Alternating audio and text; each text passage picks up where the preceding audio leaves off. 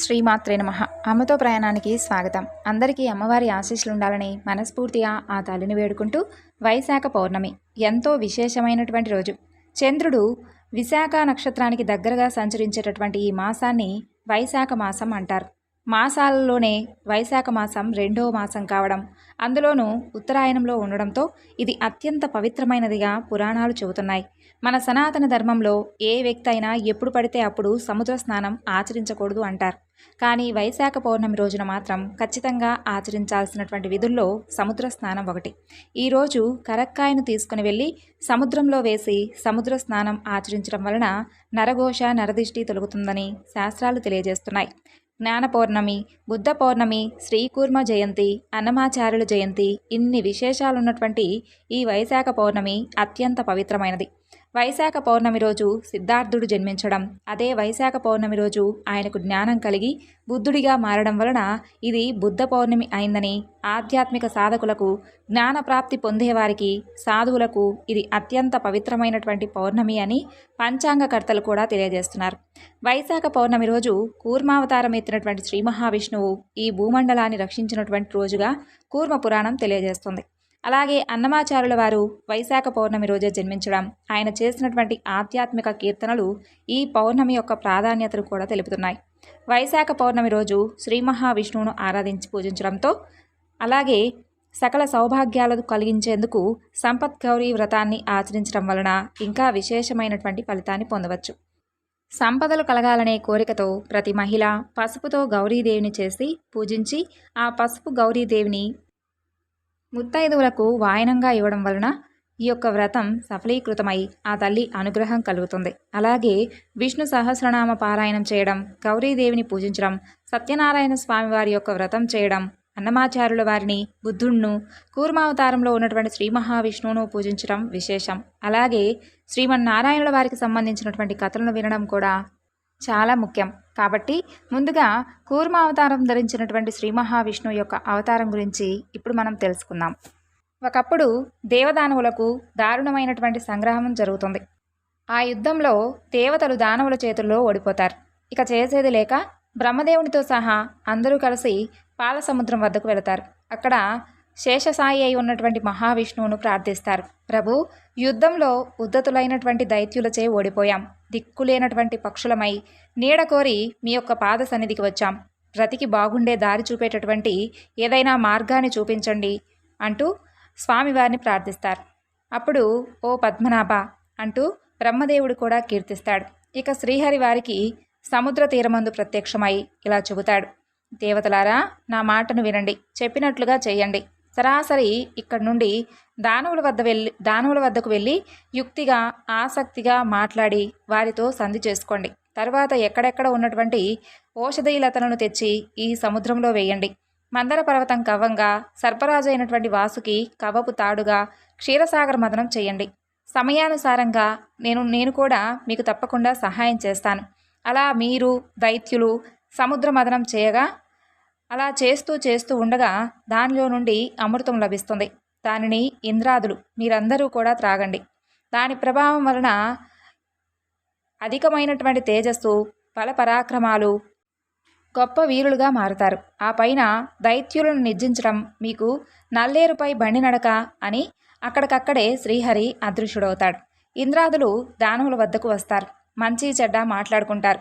మనం పినతల్లి పెద్ద తల్లి పిల్లలం కదా, తల్లులు వేరైన మహనీయుడు తండ్రి కశ్యపుడు ఒక్కడే కదా, అన్నదమ్ములం, సాక్షాత్తు మనందరం కూడా కలిసి చక్కగా ఆనందించాలే తప్ప చీటికి మాటికి ఇలాగా పోరాడుకోకూడదు. అలాగే ఇలా పోరాటం ఆరాటం వలన నలుగురిలో నవ్వులాట. ఏమంటారు? కలిసిమెలిసి ఉండడం బుద్ధిమంతుల లక్షణం, ఆలోచించండి అంటూ దేవతలు అనగానే దైత్యులు తల ఊపుతారు అవునన్నట్లుగా. ఇక తామసుల యొక్క స్వభావమే అది. ఒకనాడు ఇంద్రాదులందరూ కలిసి సముద్రమదనం గురించి ప్రస్తావిస్తూ ఉంటారు. అమృతం గొప్పతనం వినగానే ఓ ఇదెంత పదండి అని చెప్పి దైత్యులందరూ కూడా పొలికేకలు వేస్తూ చిందులు తొక్కుతూ మందరగిరి వద్దకు వేల్పుల వెంట వెళతారు. అందరికన్నా ముందు బలి అక్కడకు వెళ్ళగా అవలీలగా ఆ యొక్క పర్వతాన్ని పెళ్లగిస్తాడు. విష్ణువు గరుడుని యొక్క మూముపై దానిని ఉంచి పాల సముద్రంలో పడవేయిస్తాడు. అంతలో దేవదానవులు ఔషధాలన్నింటినీ కూడా తెచ్చి పాలకడలలో వేస్తారు. శ్రీ మహావిష్ణువు యొక్క ఆజ్ఞతో కిమ్మనకుండా నాగరాజు అయినటువంటి వాసుకి అక్కడికి వస్తాడు. వచ్చి అక్కడ ఉన్నటువంటి పర్వతానికి చుట్టుకుంటాడు. అయితే ఏం లాభం? కొండ నీళ్ళల్లో మునగడం ఆశ్చర్యమా? అందరూ కూడా తెల్లముఖాలు వేసి ఏమిటి ఉపాయం, కొండ తేలి ఉండాలి కదా అంటూ దిక్కులు చూస్తూ నిలుచుంటారు. విచారించకండి, ఇదిగో కొండ తేలుతుంది అంటూ శ్రీ మహావిష్ణువు అందరూ కూడా ఆశ్చర్యంతో చూస్తూ ఉండగా మహాకూర్మరూపుడై సముద్రంలోకి ప్రవేశించి చక్కగా స్వామివారు వీపుపై అంతటి కొండను కుదురుగా ఉంచి భరిస్తూ ఉంటాడు. అలాగే ఎవ్వరికీ కనిపించినటువంటి దివ్య రూపంతో పైనుండి కొండ శిఖరాన్ని పైకెత్తి పట్టుకుంటాడు. ఘటనా సముద్రుడైనటువంటి ఆ స్వామి అసాధారణమైనటువంటి బిరుదు ఉన్నటువంటి శ్రీ మహావిష్ణువుకే సాధ్యమవుతుంది. ఇక ఆ స్వామివారికి ఆ పేరు ఊరకే వచ్చిందా? ఇక కొండ పైకి తేలింది, వాసుకి తాడయ్యాడు. కానీ ఎవరు మొగాల వైపు, ఎవరు తోక వైపు పట్టుకోవాలి? మేము తోక పట్టుకుంటాం అంటూ వాదించారు దైతేయులు. విష్ణువు సరే, మీరు పడగలు పట్టుకోండి అంటూ దేవతలకు కనుసన్న చేసి తోక పట్టించాడు. వాసుకి బాధపడుతూ వెలిగక్కేటటువంటి ఆ విషపు సెగలకు ఆ రాక్షసులందరూ యమబాధ పడుతున్నప్పటికీ పౌరుషానికి లొంగిపోయి పడగలు వదల్లేదు. అలా క్షీరసాగర మదనం జరుగుతూ ఉండగా కొంతకాలానికి లోక భయంకరంగా కాలకూటం అనేటటువంటి విషం మీదకొస్తుంది. దాని వేడి భరించలేక ఎక్కడి వారక్కడ మూర్చపడినంత పనయ్యి సముద్ర మదనం విడిచిపెడతారు. అప్పుడు శ్రీ మహావిష్ణువు యొక్క ఆజ్ఞతో పాతాళంలో ఉన్నటువంటి నాగజాతి వచ్చి ఆ యొక్క విషాన్ని మింగుతుంది. కాస్త మిగిలిపోగా శ్రీ మహావిష్ణువు పరమేశ్వరుని చూసి, దీనిని మింగి కంఠంలో ఉంచుకో శంకర, లోకక్షేమం కోసం మనం ఎలాంటి కష్టమైనా సరే తప్పక భరించాలి కదా అని అనగానే పరమేశ్వరుడు ఆ యొక్క విషపు ముద్దను అరచేత ఆకర్షించి నేరేడు పండులాగా గుటుక్కున మింగాడు. కంఠమందు భరించాడు. దాని వేడికి శివుని యొక్క కంఠం కమిలిపోయి నీలివన్నెతో నిగనిగలాడుతూ ఉంటుంది. అప్పుడు శ్రీహరి శంకరుడుకు నీలకంఠుడు అనేటటువంటి బిరుదునామం ఇచ్చాడు. అప్పుడు జయ జయధ్వానాలన్నీ చేస్తూ ఉంటారు. మరలా సముద్ర మదనం ఆరంభిస్తారు. 4 దంతాలతో నవనవలాడుతూ తెల్లని ఏనుగు, దాని వెంట అలాంటి తెలుపు వన్నెల కలిగినటువంటి అందమైనటువంటి గుర్రం ఆ సముద్రంలో నుండి పైకొస్తాయి. ఆ ఏనుగు పేరు ఐరావతం, గుర్రం పేరు ఉచ్చైశ్రవం. తరువాత శోభనామూర్తులు, అప్సరసలు పాలకడి నుండి నారు మొలిచినట్లు నవనవలాడుతూ పైకి వస్తారు. అలా అచ్చరల వెంటనే కోరికల చెట్టు అయినటువంటి దివ్యవృక్షం పారిజాతం కూడా వస్తుంది. ఆ విధంగా దివ్య వస్తువులు ఒకదాని వెంట ఒకటి వస్తూ ఉంటాయి. అవన్నీ కూడా విష్ణు సంకల్పం ప్రకారం ఇంద్రుని యొక్క సొమ్ములైపోతాయి. ఆ తరువాత చెట్టు చేమ మనకెందుకు, మనకు రావాల్సింది కావాల్సింది అమృతం అని అనుకొని ఆయా వస్తువులను దానవులు తృణీకరించారు. ఆ తరువాత మరలా మదనం ఆరంభమైంది. ఈ మారు చల్లని వెలుగుల చందమామ వచ్చాడు. ఆ చలి వెలుగును పరమేశ్వరుడు ఆప్యాయంగా గ్రహించి నారీమణి నాగారం ధరించినట్లుగా శిరోభూషణంగా ధరించి చంద్రశేఖరుడనేటటువంటి కొత్త పేరుతో స్వామివారు చక్కగా ఆ పేరును గ్రహించారు. తరువాత దివ్యరత్నాలు తెప్పున తేలాయి. అలాగే సుందరాకారులు, గంధర్వులు వచ్చారు. ఇవన్నీ కూడా ఇంద్రుని సొత్తైపోయాయి. ఇక పోనీలే అనుకుంటారు దైత్యులు. ఆ తరువాత పద్మహస్త అయినటువంటి శ్రీదేవి పాలకడలి అలలపై ఊయలలు ఊగుతున్నట్లుగా దివ్యమైనటువంటి సౌభాగ్యరేఖతో బయటకు వస్తుంది. తీరానికి చేరి అందరినూ ఒకసారి చూసి అల్లనల్లన నడిచి వెళ్ళి వేలావనంలో ఉన్నటువంటి శ్రీ మహావిష్ణువును సమీపించి చిరునవ్వుతో ఆయన చూసి సాభిప్రాయంగా చేతులు చాచించి చేరదీసుకో ప్రభు అన్నట్లుగా, శ్రీ మహావిష్ణువు నీకోసమే ఈ శ్రమంతా అన్నట్లుగా 2 చేతులు చాచి ఆప్యాయంగా చేరదీసుకొని శ్రీదేవిని తన యొక్క విశాల పక్షానికి హత్తుకుంటాడు. ఆ సమయంలో అనుకోకుండా ఆకాశంలో దివ్య దుందుబలు మ్రోగుతాయి. పక్కనే ఉన్నటువంటి పారిజాతం మధుర పరిమళం వెదజల్లుతూ దట్టంగా పూలవాన కూడా కురుస్తూ ఉంటుంది. లోకజనని జనకుల యొక్క మీద ఆ యొక్క పూలవాన కురిపిస్తూ ఉంటే దేవతల యొక్క ఆనందానికి అంతే లేదు. వారి ముఖాలు ఏదో అనిర్వచనీయమైనటువంటి శోభతో రాణిస్తూ ఉంటాయి. అవును, కలుముల రాణి శ్రీదేవి వారి పక్షాన చేరుకుంటుంది. అయితే అలా చూస్తూ అలక్ష్యంగా ఊరుకున్నటువంటి దానవుల యొక్క దౌర్భాగ్య రేఖ అలా ఉంది. మరలా సముద్ర మదనం జరిగింది. ఈ మారు అమృత కలశం అరచేతులతో ఉంచుకొని ఒక దివ్య పురుషుడు బయటకు వస్తాడు. అదే అమృతం అన్నారు ఎవరో. అలాగా అన్నారు దైత్యులు. వాసుకుని విడిచి గట్టుకు వచ్చి ఆ యొక్క దివ్య పురుషుని బెదిరించి అమృత కలశం లాక్కొని అల్లంత దూరాన ఉన్నటువంటి తోటలోకి పారిపోయి చెట్టు కింద విశ్రాంతిగా కూర్చొని మీసాలు దువ్వుకుంటున్నారు సాధించామన్నట్లుగా దైత్యులు. అప్పుడు తెల్ల ముఖాలతో దిక్కులు చూస్తూ దిక్కుతోచుకు నిలుచున్నారు దేవతలు. స్వామి పురుషోత్తమ, ఇక నీవే గతి, శ్రమంతా కూడా వృధా అయింది, మమ్మల్ని కృతార్థులను చేయవా ప్రభు అంటూ శ్రీ మహావిష్ణువును ఉద్దేశించి దేవతలందరూ కూడా వాపోతారు. అప్పుడు శ్రీ మహావిష్ణువు ఇక మోహినీదేవి అవతారాన్ని ఎత్తి వగలొలికేటటువంటి నగవులతో రాక్షసులను కికురించి వారి ఆధీనంలో ఉన్నటువంటి అమృత కలశం అందుకొని దేవదానవులను వేరువేరుగా 2 బంతులు తీరి ఎదురెదురుగా కూర్చోమని చెబుతుంది. కిక్కురమనకుండా కూర్చుంటారు వారిరువురు. ఆ మాట ఈ మాట చెబుతూ అమృతం దేవతలకు పంచిచ్చి రాక్షసులకు తీయని మాటలు కులుకు చూపులు వంతుపెట్టి సర్వం సమాప్తం అనిపించి అక్కడికక్కడ అదృశ్యురాలైపోయింది మోహిని. అడుగున ఆ మాత్రం ఈ మాత్రం అమృతం ఉందని తెలుసుకొని శ్రీ మహావిష్ణువు యొక్క ఆజ్ఞ వలన గరుడు క్షణంలో ఆ యొక్క అమృత కలశాన్ని ఎత్తుకుపోయి అమరావతిలో నందనవనంలో ప్రవేశించి ఈశ్వరాజ్ఞ భద్రంగా చూస్తూ ఉండనని చెప్పి పాలకులకు అప్పగించి తాను వైకుంఠానికి వెళ్ళిపోతాడు. రాక్షసులకు ఈ మాయా నాటకం ఆవంతైనా అర్థం కాలేదు. నాటకం ఆడించినటువంటి సూత్రధారుడు శ్రీ మహావిష్ణువు. సాధు సంరక్షణ కోసం ఏ వేషాలైనా వేస్తాడు స్వామి, ఏ నాటకమైనా ఆడతాడు. ఆ యొక్క శుద్ధ తామసుని యొక్క దివ్యశక్తిత్వాన్ని కలలో కూడా ఎవ్వరూ తెలుసుకోలేరు. అమృతపానంతో వేల్పులు అనల్పమైనటువంటి శక్తి సామర్థ్యాలు కలవారయ్యారు. ఆ తరువాత రాక్షసులందరినీ కూడా చావగొట్టి దిక్కుల వెంట పరుగులెత్తించారు. తమ రాజ్యాలను స్వాధీనం చేసుకున్నారు. యథాపూర్వకంగా దివ్య భోగాలను అనుభవిస్తూ హాయిగా ఉన్నారు. ఈ విధంగా శ్రీ మహావిష్ణువు కూర్మావతారాన్ని ధరించి దేవతల యొక్క రాజ్యాలను పోగొట్టుకున్న తరువాత తిరిగి మరలా వారి రాజ్యాలను అలాగే వారి ప్రాణాలను కాపాడాడు స్వామివారు. అది కూడా ఈ యొక్క వైశాఖ పౌర్ణమి రోజు స్వామివారు కూర్మావతారాన్ని ధరించారు. అలాగే ఈ వైశాఖ పౌర్ణమి రోజున తప్పకుండా వినవలసినటువంటి కథల్లో సత్యనారాయణ స్వామివారి యొక్క వ్రతకథలు. స్వామివారి వ్రతకథలను ఎవరైతే వింటారో సకల సౌభాగ్యాలతో పాటు స్వామి అనుగ్రహాన్ని కూడా పొందవచ్చు. మరి సత్యనారాయణ స్వామివారి యొక్క వ్రతకథలను ఇప్పుడు తెలుసుకుందాం.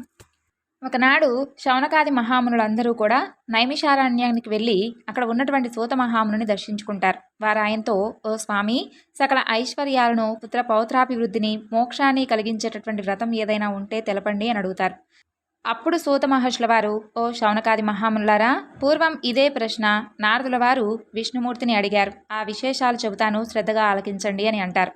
పూర్వం యోగీశ్వరుడైనటువంటి నారద మహాముని లోకక్షేమం గురించి సకల లోకాలను తిరిగాడు. అన్ని చోట్ల అందరూ ఆనందంగానే ఉన్నారు. కానీ భూప్రపంచమైనటువంటి మనుష్యలోకంలో మాత్రం అందరూ ఏదో రకమైనటువంటి బాధలు పట్టడం గమనించాడు. ఆ దుఃఖం మనసుకు సంబంధించింది కావచ్చు, శరీరానికి సంబంధించిందే కావచ్చు, అలాగే ధనధాన్యం కోసం కావచ్చు. మొత్తానికి కారణం ఏదైనప్పటికీ దుఃఖ శాతం బాగా ఎక్కువగా కనిపించింది. అయితే అది చూసినటువంటి నారదముని చాలా విచారించి అందుకు తక్షణమైనటువంటి కర్తవ్యం కోసం సరాసరి శ్రీ మహావిష్ణువు దగ్గరకు వెళ్ళాడు. అక్కడ నిర్మలమైనటువంటి శరీర కాంతితో 4 చేతులతో శంఖచక్ర గదా పద్మాలను కలిగి సర్వాలంకృతుడైనటువంటి శ్రీ మహావిష్ణువును దర్శించి భక్తితో ఆయన పూజించి, ఓ పరమేశ్వర, నీవు అపరిమితమైనటువంటి శక్తి కలవాడు కదా, సర్వలోకాలకు మేలు చేయగలిగినటువంటి వాడు, భక్తుల కోరికలు తీర్చగలవాడు అని అంటాడు. అప్పుడు స్వామివారు, భక్త, ఇంతకు ఏమిటి నీ కోరిక అని అడుగుతాడు. అప్పుడు నారద మహాముని, ఓ భగవంతుడా, మానవ లోకంలో ప్రతి ఒక్కరూ కూడా ఏదో విధంగా బాధపడుతూ ఉన్నారు. ఒక్కరు కూడా సంతోషంగా నాకు కనిపించలేదు. వాళ్ళ కష్టాలు తీరే మార్గమే లేదా? నువ్వు తలుచుకుంటే వారికి తరుణోపాయం చూపించలేవా? నా మీద నీకేమాత్రం దయ ఉన్నా వాళ్ళ మీదకు ఆ యొక్క కృపారసాన్ని విస్తరించు అని అడుగుతాడు. నారదముని యొక్క దయాగుణానికి సంతోషించి ఆ దేవదేవుడు, ఓ నారద, లోక శ్రేయస్సుకు నువ్వు మంచి చేయదలుచుకుంటే నేనెందుకు సహాయపడను? మానవులు తలుచుకోవాలే కానీ వారి కష్టం చిటికలో తొలగిపోయేటటువంటి వ్రతం ఒకటి ఉంది. ఎంతో పుణ్యాన్ని కలిగించేటటువంటి, కష్టాలను నివారించేటటువంటి వ్రతం. దాని పేరే సత్యనారాయణ వ్రతం. దానిని యథావిధిగా ఆచరిస్తే ఇహలోకంలో సర్వసుఖాలు, పరలోకంలో మోక్షము రెండూ కలుగుతాయి. అప్పుడు నారదుల వారు, ఓ స్వామి, ఆ యొక్క వ్రతఫలం ఏంటిది? దాని విధానం ఏమిటి? ఇంతకుముందు దీన్ని ఎవరు ఆచరించారు? ఎప్పుడు చేయాలి? ఇవన్నీ వివరంగా చెప్పండి అని అడుగుతాడు. అప్పుడు శ్రీహరి దీనిని ఆషాఢంలో కానీ, కార్తీక మాసంలో కానీ, మాఘమాసంలో కానీ, వైశాఖంలో కానీ, ఏకాదశి నాడు కానీ, వైశాఖ పూర్ణిమ నాడు కానీ, లేదా ఏ పూర్ణిమ నాడు కానీ, సూర్య సంక్రమణ రోజును కానీ చేస్తే ఎంతో శ్రేష్టం. అలా అని ఈ రోజుల్లోనే చేయాలనేం కాదు. ఏ రోజైనా, ఏ నెలలో అయినా, ఏ సంవత్సరంలో అయినా చేసుకోవచ్చు. నెలకొకసారైనా చేసుకోవచ్చు, సంవత్సరానికి ఒకసారైనా చేసుకోవచ్చు. కాబట్టి ఈ యొక్క వ్రతాన్ని ఎవరైనా చేసుకోవచ్చు. ముందుగా ఏదైనా కానీ పని ప్రారంభించే ముందు కానీ, ఆపద కలిగినప్పుడైనా కానీ, డబ్బు సమస్య ఎదురైనప్పుడైనా కానీ, ఎప్పుడైనా చేసుకోవచ్చు. ఉదయాన్నే లేచి కాలకృత్యాలు తీర్చుకొని ఈ విధంగా సంకల్పం చెప్పుకోవాలి. దేవతలందరికీ కూడా ప్రభువైన ఓ భగవంతుడా, నీ ప్రీతి కొరకు నేను సత్యనారాయణ వ్రతాన్ని చేయబోతున్నాను. ఓ లక్ష్మీపతి, నాపై ప్రసన్నుడు కమ్ము. నీ యొక్క ప్రీత్యర్థం సత్యనారాయణ వ్రతాన్ని చేయగలుగుతున్నాను. అలా అని భక్తి శ్రద్ధలతో సాయంకాలం వరకు ఉపవసించి మరలా స్నానం చేసి ఈ యొక్క వ్రతాన్ని మొదలుపెట్టాలి. పూజా గృహాన్ని శుద్ధి చేసుకొని పిండితో ముగ్గులు వేసేటటువంటి ఒక పీటపై చక్కగా ముందే ఏర్పాటు చేసుకొని ఒక అంచు కలిగినటువంటి కొత్త తెల్ల తువాలను పరవాలి. దాని మీద బియ్యం పోసి ఒక కలస పాత్రను పెట్టి దాని మీద కొబ్బరికాయను ఉంచి దాని మీద రవికల గుడ్డను ఉంచాలి. ఆ పీటపై బియ్యం మధ్యలో సత్యనారాయణ స్వామి వారి ప్రతిమను చేయించి పెట్టాలి. అలా కుదరని వారు ఫోటో అయినా పెట్టుకొని చేసుకోవచ్చు. సత్యనారాయణ స్వామి వారికి పంచామృత స్నానం చేయించి మండపంపై ఉంచాలి. వినాయకుడు, లక్ష్మీదేవి, విష్ణువు, పార్వతీ పరమేశ్వరుడు, సూర్యాది నవగ్రహాలు, ఇంద్రుడు మొదలైనటువంటి అష్టదిక్పాలకులు ఈ స్వామికి అంగదేవతలనుగా ముందుగా పూజించాలి. ముందు కలశాన్ని ప్రత్యేకంగా పూజించాలి. తర్వాత గణేశుడితో పాటు మొదలైనటువంటి పంచలోక పాలకులను 5గురిని ప్రతిష్ఠించి నిర్మలమైనటువంటి మనసుతో పూజించాలి. దీనికి జాతి, మత, కుల విభేదాలు ఏమీ లేవు. ఏ వర్ణం వారైనా చేసుకోవచ్చు. స్త్రీలు, పురుషులు, పిల్లలు ఎవరైనా చేయవచ్చు. నారదా, ఈ వ్రతం అన్ని రకాల సంపదలను ఇస్తుంది, దుఃఖాలను తొలగిస్తుంది, ధనం వృద్ధి చేస్తుంది, పుత్ర పౌత్రాభివృద్ధి కలిగించేలా చేస్తుంది అంటూ కలియుగంలో ఈ వ్రతం చేయడం వలన విశేషమైనటువంటి ఫలితం కూడా వస్తుంది అంటూ శ్రీ మహావిష్ణువు నారదుని వారికి చెప్పినట్లుగా సూత మహాముని శౌనకాది మునులందరికీ కూడా తెలియజేస్తాడు. ఓ ఋషులారా, పూర్వం ఈ వ్రతాన్ని ఎవరు ఆచరించారో చెప్తాను వినండి. కాశీపట్టణంలో ఒక చాలా బీద బ్రాహ్మణుడు ఉండేవాడు. అతనికి తినడానికి సరైనటువంటి తిండి కూడా లేక చాలా బాధపడుతూ ఉండేవాడు. అతని బాధను చూసి జాలిపడి శ్రీమన్నారాయణుడు ఒక ముసలి బ్రాహ్మణుడి రూపంలో ప్రత్యక్షమై అతని కష్టాలేమిటో చెప్పమని అడుగుతాడు. అప్పుడు ఆ బ్రాహ్మణుడు తన పేదరికం తొలగిపోయే మార్గం చెప్పమని కోరాడు. దానికి శ్రీ మహావిష్ణువు సత్యనారాయణుడు అనేటటువంటి పేరు కలిగిన విష్ణువును పూజిస్తే సకల కోరికలు తీరుస్తాడు, సమస్త దుఃఖాలు తొలగిస్తాడు. నువ్వు కనుక ఆ వ్రతాన్ని చేస్తే నీకంతా మంచి జరుగుతుందని చెప్పి ఆ యొక్క వ్రతం వివరాలు చెప్పి అక్కడికక్కడే అంతర్ధానమవుతాడు ఆ బ్రాహ్మణుడు. అయితే ఆ రాత్రి ఆ బ్రాహ్మణుడు నిద్రపోకుండా వ్రతం చేయాలనేటటువంటి సంకల్పంతో మేల్కొని ఉండి మర్నాడు ఉదయాన్నే భిక్షాటనకు బయలుదేరుతాడు. అయితే ఆశ్చర్యంగా రోజు కన్నా చాలా ఎక్కువగా అతనికి ధనం సమకూరుతుంది. దాంతో బంధువులందరూ కూడా పిలిచి వ్రతం చేస్తాడు. ఆ దేవదేవుడు చెప్పినట్లుగా అతని కష్టాలన్నీ కూడా తొలగిపోయి సర్వ సంపదలకు అధికారి అవుతాడు. అప్పటి నుండి అతను ప్రతి నెల ఆ యొక్క వ్రతాన్ని చేసి అన్ని పాపాల నుండి విముక్తి పొంది అతి దుర్లభమైనటువంటి మోక్షాన్ని పొందాడు. కాబట్టి ఈ వ్రతాన్ని ఏ మానవుడు చేస్తాడో అతనికి సర్వ దుఃఖాలు తొలగిపోతాయి. ఈ బ్రాహ్మణుడి వలన విని వేరే ఎవరు చేశారో తెలపమంటూ శౌనకాది మునులు సూత మహర్షిని కోరుకుంటారు. అప్పుడు సూత మహర్షుల వారు ఈ విధంగా చెప్పడం ప్రారంభించారు. ఆ బ్రాహ్మణుడు యథావిధిగా వ్రతం విడవకుండా చేస్తూ ఉండగా ఒకనాడు ఒక కట్టెలమ్మే అతను అక్కడికి అనుకోకుండా వస్తాడు. అతనికి బాగా దాహం వేసి నీళ్లు అడుగుదామని వస్తే అక్కడ ఏదో పూజ జరుగుతూ ఉండడం చూసి ఆ బ్రాహ్మణుడిని దాని విశేషం ఏమిటో చెప్పమని అడుగుతాడు. అప్పుడు ఆ బ్రాహ్మణుడు తనకు జరిగినటువంటి కథంతా కూడా అతనికి వివరంగా చెప్పి ఎలా కష్టాలు తొలగిపోయాయో చెప్పేసరికి ఆ కట్టెలమ్మే అతనికి ఆ వ్రతం మీద బాగా గురి కుదురుతుంది. ఆ వ్రతం అయ్యే వరకు ఉండి తీర్థ ప్రసాదాలు తీసుకొని వెంటనే తను కూడా వ్రతం చేయాలని సంకల్పించుకుంటాడు. ఈ కట్టెలమ్మే డబ్బు ఎంత వస్తే అంతలో చేస్తానని చెప్పి మనసులో అనుకుంటాడు. అనుకోవడమే తడవుగా ఎప్పటికన్నా రెట్టింపు ధనం వస్తుంది. అతను కూడా బంధుమిత్రులతో కలిసి ఈ వ్రతం చేశాడు. నిర్మలమైనటువంటి మనసుతో మంచి అరటిపళ్ళు, చక్కెర, నెయ్యి, పాలు, గోధుమ పిండి మొదలైన వాటిని సేకరించుకొని వచ్చి భక్తితో వ్రతం ఆచరించి నైవేద్యం పెట్టాడు. ఈ వ్రత మహత్యంచే అతను పుత్ర పౌత్రాభివృద్ధి కలిగి ఇహలోకంలో సుఖ సంతోషాలతో జీవించి సత్యలోకాన్ని చేరుకున్నాడు. అలాగే ఈ వ్రతాన్ని ఆచరించినటువంటి మరొకరి గురించి తెలుసుకుందాం. పూర్వం సత్యవాక్కు కలిగినటువంటి ఉల్కాముకుడు అనేటటువంటి ఒక రాజు ఉండేవాడు. అతను సత్ప్రవర్తన కలిగి ఉండేవాడు. అటు భద్రశీల అనేటటువంటి నదీ తీరంలో భార్యతో కలిసి సత్యవ్రతాన్ని ఆచరిస్తూ ఉండేవాడు. అలా వ్రతం చేస్తూ ఉండగా అక్కడకు వ్యాపారం చేసేటటువంటి ఒక వైశ్యుడు వచ్చి, ఓ రాజా, ఇదేం వ్రతం, దీని ఫలితం ఏమిటి అని అడిగాడు. అప్పుడు ఆ రాజు వివరంగా చెప్పి, నాకు పిల్లలు లేరు, పిల్లలు కలగడానికి ఈ వ్రతాన్ని చేస్తున్నాను అని అనగానే ఆ వైశ్యుడు, రాజా, నాకు కూడా పిల్లలు లేరు, నేను కూడా ఈ వ్రతాన్ని చేస్తాను అంటూ ఆ రోజు ఇక వ్యాపారానికి స్వస్తి చెప్పి తొందరగా ఇంటికి వెళ్ళి భార్య అయినటువంటి లీలావతికి ఈ విషయం గురించి చెబుతాడు. తనకెప్పుడు సంతానం కలుగుతుందో అప్పుడే ఈ వ్రతాన్ని ఆచరిస్తానని చెప్పి మొక్కుంటాడు. కోరిన కోరికలు తీర్చేటటువంటి సత్యదేవుడు అతనికి ఒక కుమార్తెను ప్రసాదిస్తాడు. ఆపద మొక్కులు సంపద ముప్పులు అనే మాట ఊరికే రాలేదు కదా. అమ్మాయికి కళావతి అని నామకరణం చేస్తారు. కానీ ఆ వేడుకలో స్వామివారిని మర్చిపోతాడు. ఆ అమ్మాయి పెరిగి పెద్దదవుతుంది, యుక్త వయసుకు కూడా వస్తుంది. భార్య సత్యదేవుని యొక్క మొక్కు గురించి ఎప్పుడైతే గుర్తు చేస్తుందో ఆ అమ్మాయి పెళ్లిలో చేద్దాంలే అంటూ మాట దాటివేస్తూ ఉండేవాడు. అలా తగినటువంటి వరుడి గురించి విచారిస్తూ కాంచీపురంలో గుణవంతుడు అందగాడైనటువంటి వైశ్య కుమారుడు ఉన్నాడని చెప్పి విని అతనితో పెళ్లి నిశ్చయిస్తాడు. పోనీ అప్పుడైనా మాట నిలబెట్టుకున్నాడా అంటే పెళ్లి సంబరంలో పడిపోయి స్వామివారిని మర్చిపోతాడు. దేవుడి సహనానికి కూడా ఒక హద్దంటూ ఉంటుంది కదా. దాంతో నారాయణమూర్తి కోపించిన వాడై తగినటువంటి సమయం కోసం వేచి చూస్తూ ఉంటాడు. కొంతకాలం అయ్యాక మామ అల్లుడు కలిసి వ్యాపార నిమిత్తం కోసం చంద్రకేతు రాజకుమారుడు ఉండేటటువంటి రత్నసానుపురం అనేటటువంటి ఆ పురానికి వెళతారు. ఆడిన మాట తప్పినటువంటి వైశ్యునికి గొప్ప దుఃఖం కలగాలని చెప్పి సత్యనారాయణ స్వామి శపిస్తాడు. ఆ యొక్క శాపవశంచే ఎవరో చేసినటువంటి నేరానికి వీళ్ళు బలవుతారు. కొంతమంది దొంగలు రాజుగారి ఖజానా నుండి సొమ్ము దొంగలించి భటులు వెంటపడుతూ ఉంటే భయపడిపోయి ఈ యొక్క వైశ్యులు ఉన్నటువంటి చోట ఆ డబ్బును వదిలివేసి పారిపోతారు. ఇంకేముంది, ఆ భటులు మామ అల్లులను దొంగలని చెప్పి పట్టుకుపోతారు. రాజువారిని భయంకరమైనటువంటి కారాగృహంలో బంధించి వాళ్ళ డబ్బంతా కూడా స్వాధీనపరుచుకుంటాడు. వాళ్ళ కష్టాలు ఇంకా అక్కడితో ఆగిపోలేదు. సత్యనారాయణ స్వామివారి యొక్క శాపవశాన ఇక్కడ ఇంటి దగ్గర పరిస్థితి కూడా విషమిస్తుంది. ఇంట్లో దొంగలు పడి ఉన్నటువంటి సొమ్మంతా కూడా అపహరించుకుపోతారు. తినడానికి తిండి లేక, సరైనటువంటి ఆరోగ్యం లేక ఇల్లిల్లు తిరిగి డబ్బు సంపాదించి బ్రతికేవారు.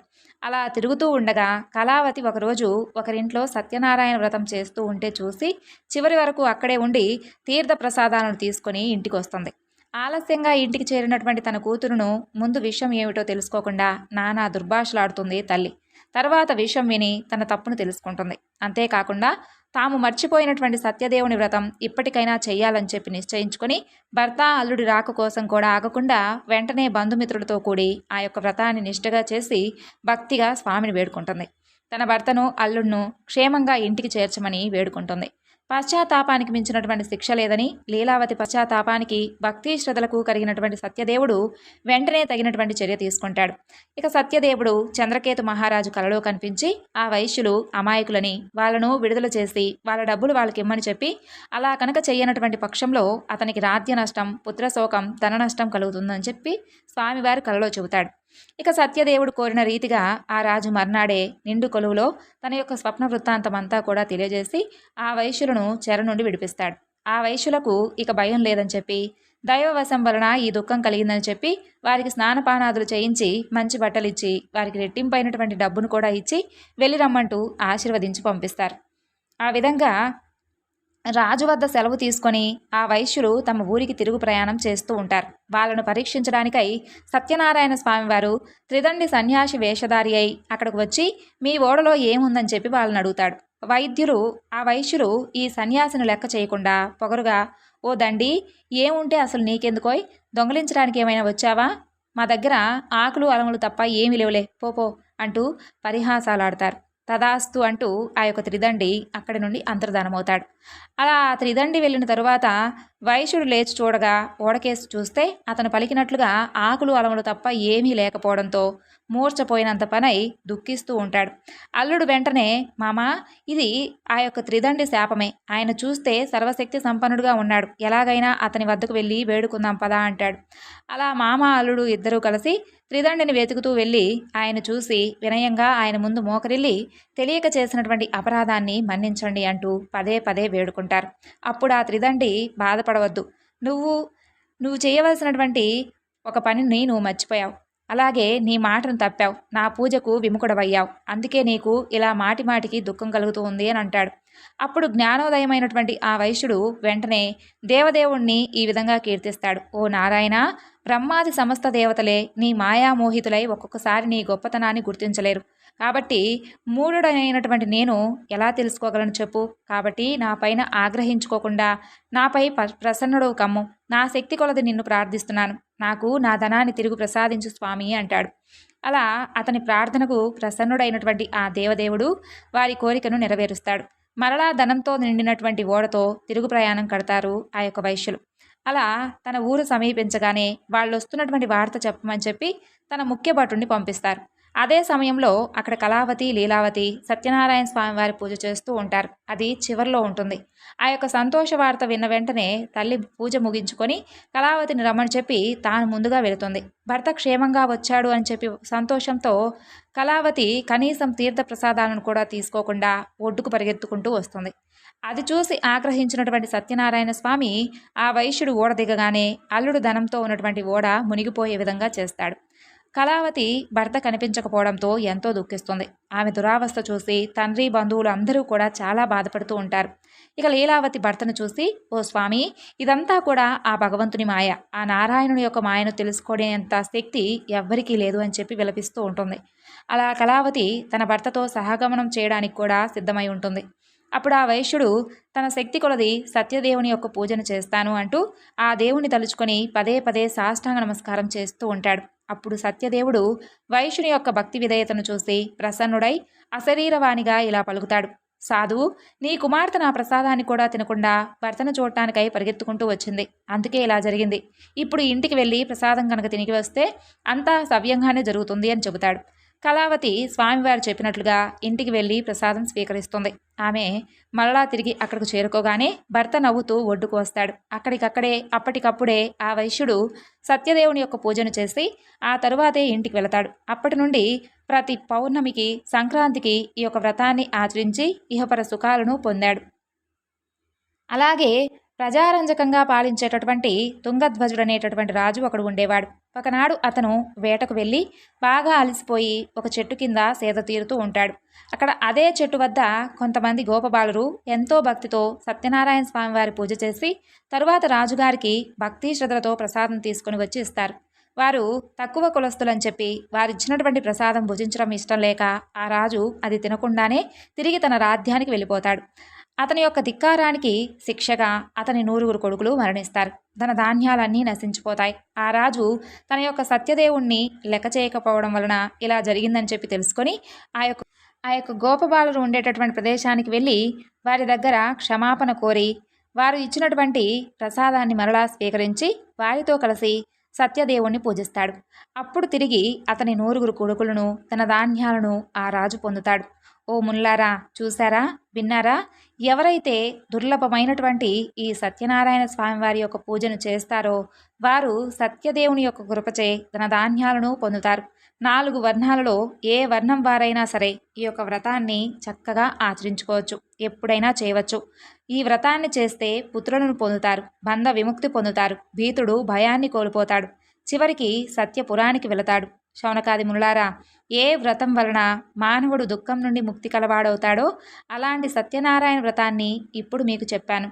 ఇది కలియుగంలో విశేషమైనటువంటి ఫలప్రదం కలది.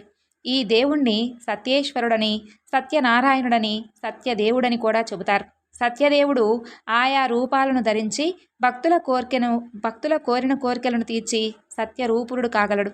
కాబట్టి ఓ మునిశ్రేష్ఠులారా, ఈ వ్రతాన్ని ప్రతినిత్యము కనుక ఎవరైతే చేస్తారో, ఎవరైతే ఈ యొక్క వ్రతకథలను పదే పదే వింటూ ఉంటారో వారికి ఉన్నటువంటి సకల పాపాలు అన్నీ కూడా నశించిపోయి సత్యదేవుని యొక్క కృప వలన వారు ఆనందంగా జీవిస్తారు అంటూ శౌనకాది మహామునులందరికీ కూడా సూత మహర్షుల వారు ఈ విధంగా తెలియజేశాడు.